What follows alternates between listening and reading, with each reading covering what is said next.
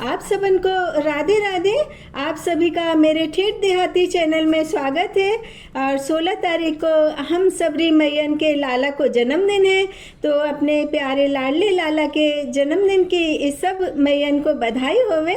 और लड्डू गोपाल आप सभी को स्वस्थ रखें, दीर्घायु प्रदान करें, ताकि आप पूरी श्रद्धा भक्ति से लाला जी की सेवा कर सके और इनके नखरे उठा सके और इनके गोलमोल से फूले मुंह वाले गुस्से का भी आनंद ले सके। क्योंकि आप सभी को पता है कि लड्डू गोपाल जी गुस्सा बहुत जल्दी हो जाते हैं, और एक बार गुस्सा हो जाते हैं तो ये फिर बहुत मुश्किलों से मानते हैं। तो भगवत गीता का एक शक्तिशाली श्लोक है, यदा यदा हि धर्मस्य ग्लानिर्भवति भारत अभ्युत्थानम् अधर्मस्य तदात्मानं सृजाम्यहम् परित्राणाय साधूनां विनाशाय च दुष्कृतां धर्म संस्थापनार्थाय संभवामि युगे युगे। अर्थात जब जब धर्म की हानि होती है, धरती पर अधर्म बढ़ता है, तब भगवान स्वयं धरती पर अवतार लेकर धर्म की रक्षा करने के लिए आते हैं। और ऐसा ही द्वापर युग में हुआ था। राक्षसों असुरों का प्रजा पर अत्याचार बढ़ गया था। कंस नामक बहुत ही विध्वंसकारी राक्षस था। संपूर्ण प्रजा उसके अत्याचार से व्यथित थी। कंस अपनी बहन को उसके ससुराल छोड़ने जा रहे थे, तभी आकाशवाणी हुई, कंस तुम्हारी बहन देवकी को जो 8वीं संतान होगी वह तुम्हारी मृत्यु का कारण बनेगी। तभी कंस ने अपनी बहन देवकी एवं उनके पति वासुदेव को मथुरा के कारागार में बंद कर दिया और कारागार के चारों तरफ सैनिकों का कड़ा पहरा लगा दिया।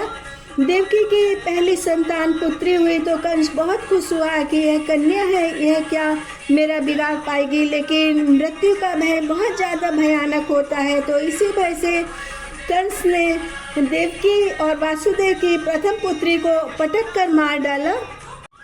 कंस ने देवकी और वासुदेव की 7 संतानों को मार डाला और अब उनके 8वीं संतान होने वाली थी, तो देवकी और वासुदेव को डर सता रहा था। तभी प्रकृति 8वीं संतान अर्थात कृष्ण की माँ की तरह सुरक्षा कवच बन गई। और कृष्ण के जन्म के समय भीषण आंधी तूफान, नदी और समुद्र उफान पर थे। इसी बीच हमारे संसार के खिवैया हमारे नाथ श्री कृष्ण जी का जन्म हुआ और कारागार का गेट अपने आप खुल गया। वासुदेव कृष्ण भगवान को टोकरी में रखकर फल फूल से ढककर सिर पर टोकरी लेकर गहरे समुद्र के रास्ते अपने सखा नंद बाबा और यशोदा माँ की गोद में कृष्ण को छोड़ाए एवं यशोदा माँ की पुत्री को लेकर वापस कारागार में आ गए। गेट अपने आप बंद हो गया और स्थिति सामान्य हो गई। समुद्र का मंथन भी समाप्त हो गया और जो भयानक आंधी तूफान आ रहे थे वो भी समाप्त हो गए, क्योंकि वो किसी न किसी तरह माँ की तरह कृष्ण की रक्षा कर रहे थे। कृष्ण को सुरक्षित यशोदा माँ के पास पहुँचाना चाहते थे और कंस को लगा अब उसकी मृत्यु का समय टल गया है। और जब कंस ने देखा कि कारागार में वासुदेव और देवकी की 8वीं पुत्री ने जन्म लिया है, उसको ये नहीं मालूम था जो पुत्र है कृष्ण उनको पहले ही कहीं और पहुंचा दिया गया है, तो उसने उस पुत्री को भी पटक कर मारने की कोशिश करी। लेकिन वह कन्या आकाश में उड़ गई और उड़ते हुए बोली, कंस तूने क्या सोचा कि तू मृत्यु को परास्त कर देगा, लेकिन तेरी मृत्यु का कारण दुनिया में जन्म ले चुकी है। अब चाहे तू किसी भी लोक में जाए बचने के लिए, तू मृत्यु से नहीं बच सकेगा।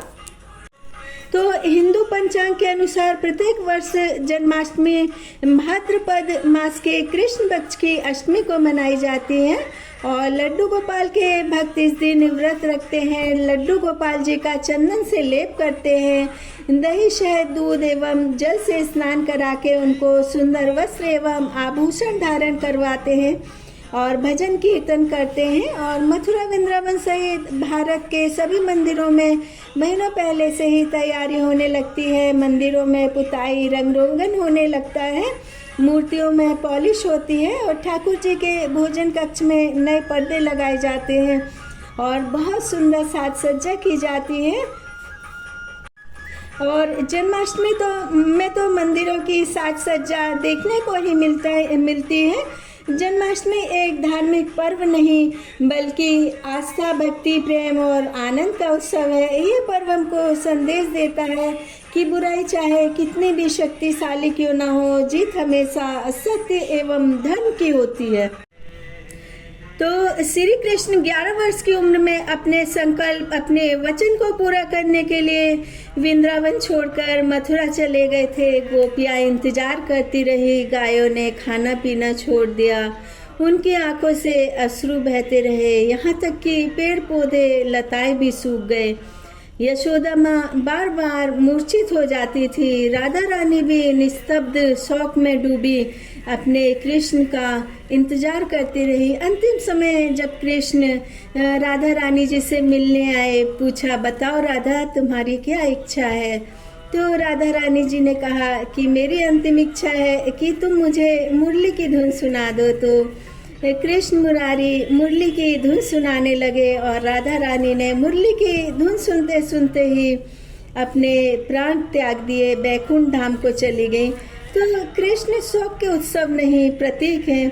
कृष्ण का चरित्र हमको यह सिखाता है कि यदि युद्ध भूमि में हो तो बलशाली योद्धा बनकर लड़ो, क्योंकि योद्धा को भय या रणभूमि से भागना शोभा नहीं देता।